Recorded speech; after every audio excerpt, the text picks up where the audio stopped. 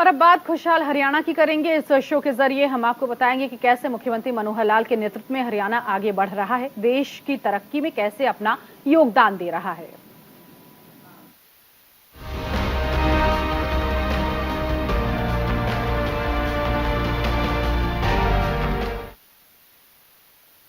मनोहर सरकार ने हरियाणा में विकास की रफ्तार को कई गुना बढ़ा दिया। प्रदेश ने कई विकास सुधारों की दिशा में अमल करते हुए एक रिकॉर्ड कायम किया है। बुनियादी ढांचे के विकास के मामले में प्रदेश खुशहाल हरियाणा की तर्ज पर आगे बढ़ता हुआ नजर आ रहा है। इस सफलता का श्रेय निश्चित तौर पर सीएम मनोहर लाल की दूरदर्शी सोच को जाता है, क्योंकि मुख्यमंत्री ने न सिर्फ बुनियादी ढांचे के विकास के लिए फंड का आवंटन बढ़ाया, बल्कि कई नई विकास परियोजनाओं की इस तरह से स्थापना की जिससे हरियाणा का सर्वांगीण विकास सुनिश्चित किया जा सके। खुशहाल हरियाणा पर यह खास रिपोर्ट आपको दिखाते हैं। प्रदेश के विकास के लिए प्रतिबद्ध सरकार। मनोहर सौगात से विकास को रफ्तार। सीएम मनोहर लाल ने किया जनसंवाद। खिलाड़ियों और किसानों को मिली बड़ी सौगात।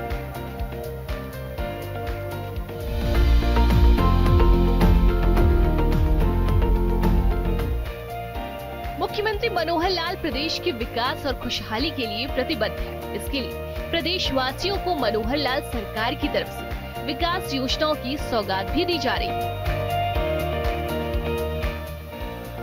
इसी कड़ी में जहां एक तरफ मुख्यमंत्री मनोहर लाल ने करनाल के वार्ड 16 में लोगों से जनसंवाद किया और अवार्डी खिलाड़ियों को बड़ी सौगात दी, तो वहीं दूसरी तरफ मुख्यमंत्री मनोहर लाल ने किसानों को भी बड़ी सौगात दी है।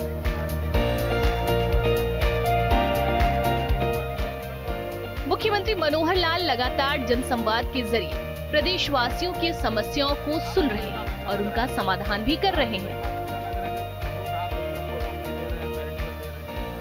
इसी कड़ी में जनप्रिय मुख्यमंत्री मनोहर लाल ने करनाल के वार्ड 16 में जनसंवाद कार्यक्रम में हिस्सा लिया। मैं कहता हूँ भाई देखो ये लाइन लगी हुई है, इस लाइन में चल पड़ो, आपका बच्चा आगे आ जाएगा तो जरूर लगेगा। ऐसा नहीं कि रिश्तेदारों के बच्चे लग नहीं सकते, लग सकते हैं, लेकिन लगेंगे कैसे? नियम एक ही है। मुझे आपने मुख्यमंत्री जनता के लिए बनाया है कि मेरे रिश्तेदारों के लिए बनाया है? जनता के लिए ना। अब ये सैद्धांतिक बात है, ये कोई सोचता नहीं है, हमने इसको करके दिखाया। जनसंवाद कार्यक्रम के दौरान उन्होंने बताया कि करनाल में सबसे बड़ी दिक्कत शामलात की भूमि पर बसी कॉलोनियों में आ रही है, जिसके समाधान के लिए राजस्व विभाग के साथ विचार विमर्श कर इस समस्या का हल किया जाएगा। इसके बाद लोगों को मालिकाना हक भी मिल सकेगा और कॉलोनियों को अप्रूव भी किया जा सकेगा। थोड़ा हमारी गली में पूरी सफाई हो गई, अच्छे से रोजाना होती है सफाई व्यवस्था जी, पूरी हुई है, अच्छे से हो रही है। इसी वार्ड की बात कर रहे हैं जी।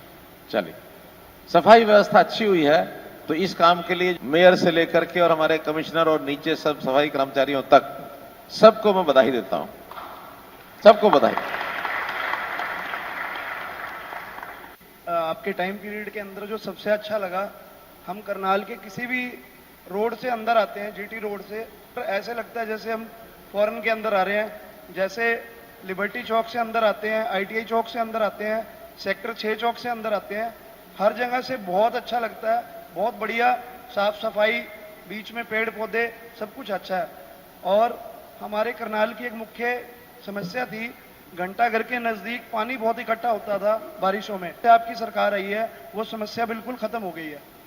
यानी सबसे अच्छी बात इनको क्या लगी कि जब करनाल शहर में 10 किलोमीटर दूर से भी अंदर घुसते हैं तो हर सड़क 4 लेन बन गई, डिवाइडर हो गए, सफाई हो गई। यानी मुझे याद है कि शुरू में हमने 6 या 7 सारी एंट्रेंस जो थी इनके गेट की घोषणा की थी और 10 किलोमीटर तक 4 लेन होगी, चाहे फिर वो मेरठ रोड हो, चाहे इंद्री रोड हो, और ये दोनों तो दिल्ली रोड और चंडीगढ़ रोड तो है ही हैं, चाहे फिर काछवा रोड है और इसके बाद ये मुणक रोड है। बाबूजी, इनके होने से जो ये 10 किलोमीटर के रोड आपने डबल करवाए, जिन जमीनों की कीमत 50 लाख 60 लाख रुपए किले थी, आज उन जमीनों की कीमत भी 2-2 3-3 करोड़ रुपए किले हो गई। 3 करोड़ वो सिर्फ इसीलिए संभव हो पाया क्योंकि सड़कें इतनी चौड़ी हो गई। बहुत बढ़िया जी। अवार्डी खिलाड़ियों को सौगात। मुख्यमंत्री मनोहर लाल ने अवार्डी खिलाड़ियों के लिए बड़ा ऐलान किया। इस दौरान मुख्यमंत्री मनोहर लाल ने कहा कि जो पद्मश्री या उससे ऊपर के सम्मान प्राप्त खिलाड़ी हैं, उन सभी को 10,000 रुपए मासिक पेंशन दी जाएगी। इसके साथ ही वोल्वो बस की यात्रा की सुविधा भी दी जाएगी।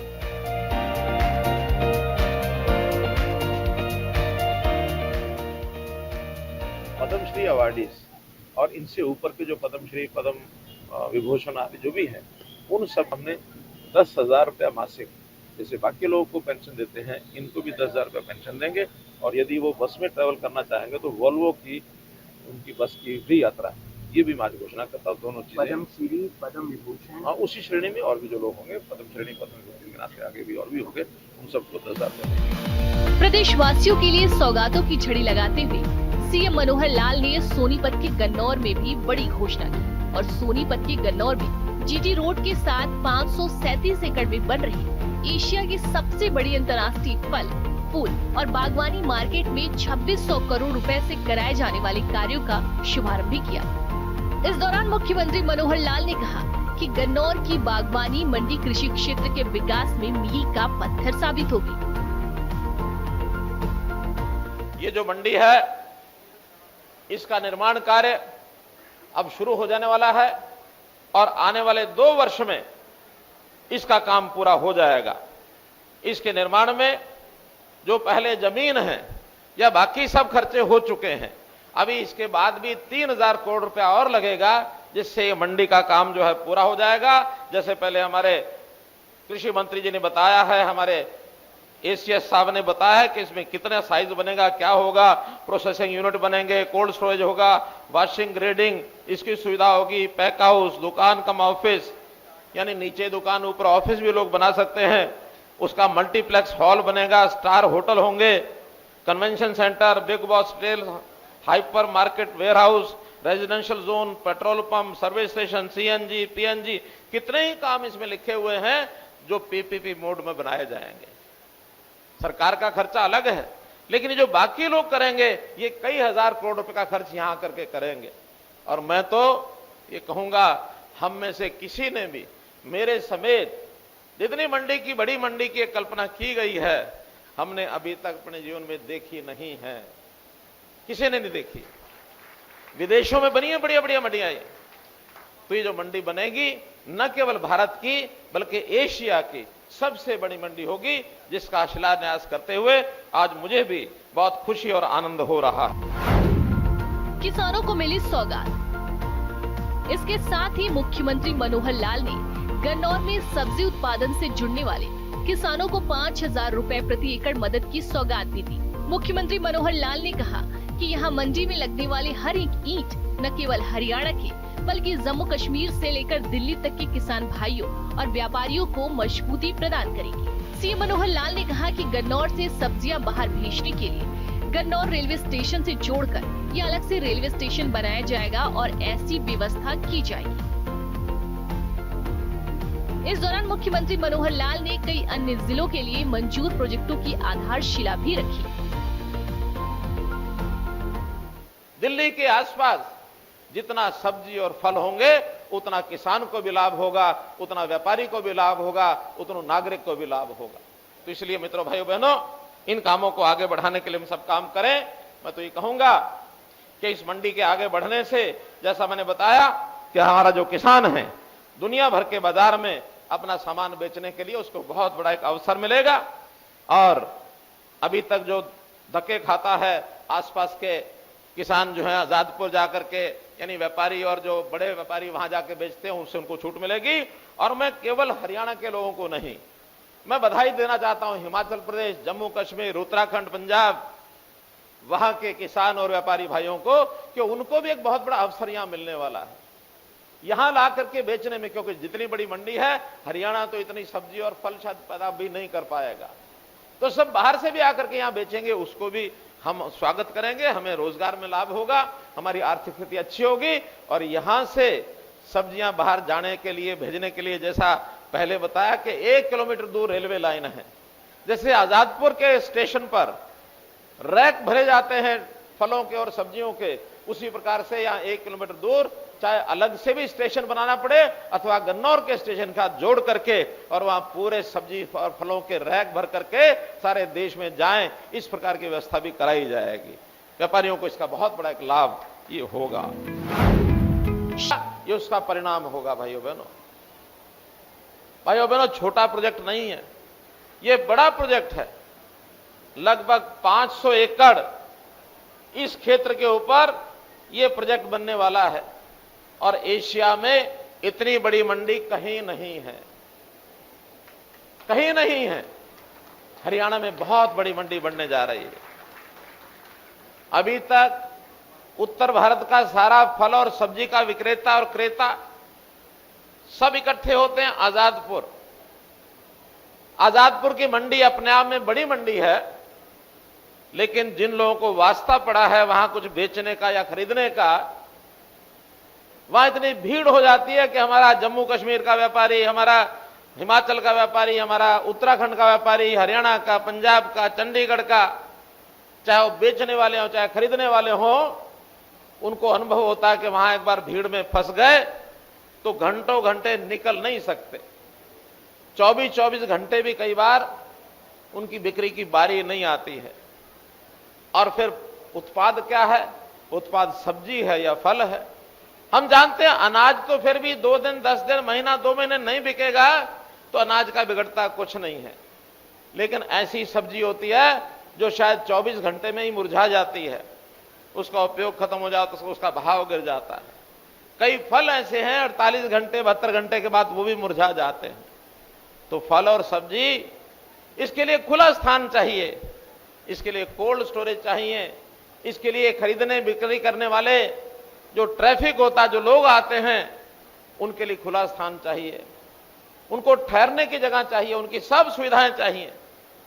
तो ये सब सुविधाएं लेकर के और हमारी ये जो गन्नौर मंडी है ये स्थापित होने जा रही है। मित्रों, भाइयों, बहनों, उधर हरियाणा की मनोहर लाल सरकार अंत्योदय परिवारों को सामाजिक आर्थिक सुरक्षा प्रदान करने के लिए प्रतिबद्ध है।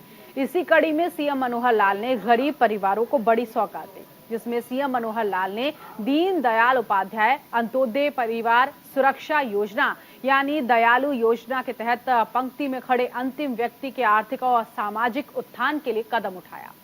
आपको अब समझाते हैं इस योजना के बारे में और इस योजना के तहत कैसे लाभ मिलेगा ये भी समझना होगा, क्योंकि जिस योजना का जिक्र हम कर रहे हैं दयालु योजना, इसके तहत कई परिवारों को लाभ मिल चुका है।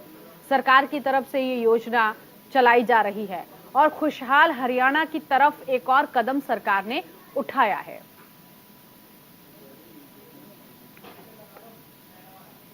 तो गरीबों के साथ मनोहर सरकार है। मुख्यमंत्री मनोहर लाल ने गरीब परिवारों के सुध दयालु योजना के तहत 223 लाभार्थियों को लाभ दिया है। 6 करोड़ 36 लाख रुपए की राशि जारी की गई है। मुख्यमंत्री ने पीपीपी डेटा के माध्यम से सहायता राशि जारी की है। तो ये जो योजना है, इस योजना के तहत इस राशि को जारी किया गया और इस योजना के जो पात्र हैं उन पात्रों को इसका फायदा होगा। इस योजना को समझने की जरूरत है कि आखिर सीएम की तरफ से जो ये योजना लाई गई है ये गरीब परिवारों को कैसे फायदा पहुंचाएगी, ये भी समझना बहुत जरूरी है।